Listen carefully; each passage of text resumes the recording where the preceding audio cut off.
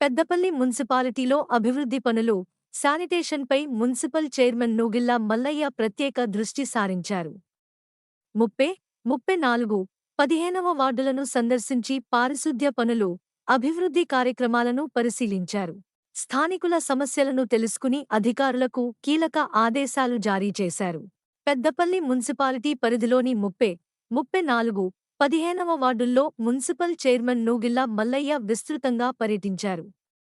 ఈ సందర్భంగా ఆయా వార్డుల కౌన్సిలర్లు చైర్మన్కు శాలువాతో సన్మానం చేశారు. భూతుబంగ్లా, ఫారన్ మజీద్, చందపల్లి ఎస్ఆర్ఎస్పీ కాలువ పరిసర ప్రాంతాల్లో జరుగుతున్న శానిటేషన్ పనులను పరిశీలించిన చైర్మన్ పారిశుద్ధ్య నిర్వహణను మరింత మెరుగుపర్చాలని అధికారులను ఆదేశించారు.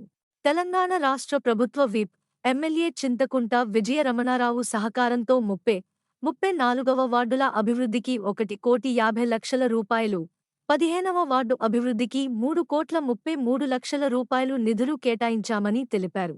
ఈ నిధులతో మౌలిక వసతుల అభివృద్ధి పనులు వేగంగా కొనసాగుతున్నాయని చెప్పారు. 34వ వార్డులో 4 గల్లీల్లో మంచినీటి సమస్యపై స్థానికులు ఫిర్యాదు చేయడంతో 3 నుంచి 4 రోజుల్లో పైప్లైన్ మరమ్మతులు పూర్తి చేసి ప్రతి ఇంటికి నల్లా నీరు అందేలా చర్యలు తీసుకోవాలని సంబంధిత అధికారులకు ఆదేశించారు.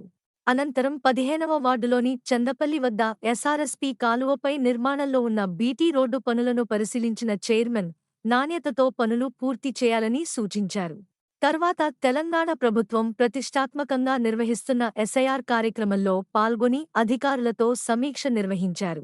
ఈ కార్యక్రమంలో వార్డు కౌన్సిలర్లు, మున్సిపల్ అధికారులు,